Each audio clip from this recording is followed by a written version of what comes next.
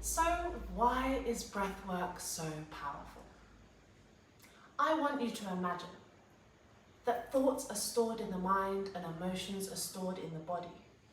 And when we don't have the time, the energy, the resources, the safety to express how we're feeling, our emotions, that energy becomes trapped. And trapped energy, repressed energy, causes stress on the body. Then over time, that stress leads to illness and disease. So something as simple as learning how to regulate your stress, process our emotions and express ourselves fully, and also become aware of our thoughts, can change our lives so dramatically. We all have that inner critic, that judgmental person inside of us, and sometimes if we're not careful, that narrative, that narrator can rule the show, bring us down. Doubt and worry and fear and overwhelm come in. So it's really important to be able to manage, feel, express our emotions, separate who we are and then what is going on in our lives. Again, your ability to adapt to stress runs parallel with your ability to receive life. The more you can hold on to, the more your body can receive.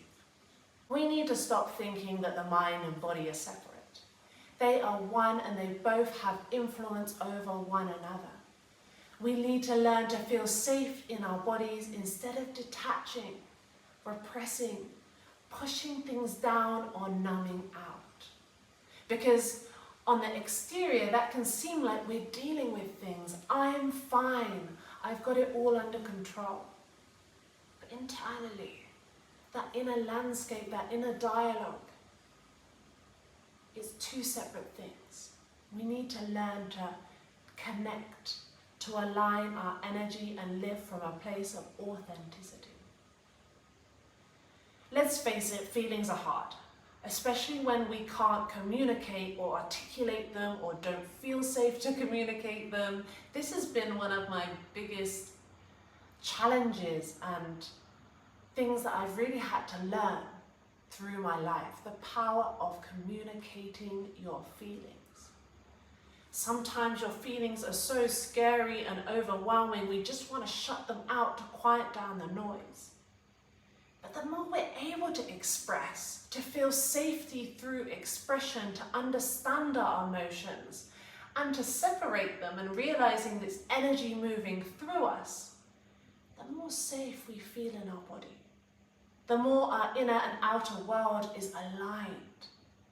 So when we can learn to detach from our emotions, to allow them to flow through us without feeling shame or blame, the more we can respond to situations rather than react, therefore making a choice in our lives.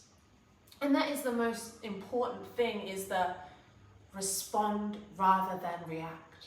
When we react, it comes from a triggered place. Again, your mind and your body just trying to keep yourself safe, potentially based on something that's happened in the past.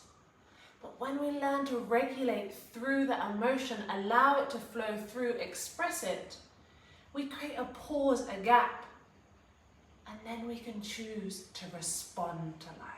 So we've discussed that the mind and the body are one. We need to feel our emotions, to express ourselves, to detach them and allow life to flow through us. But how exactly does breath work include in that?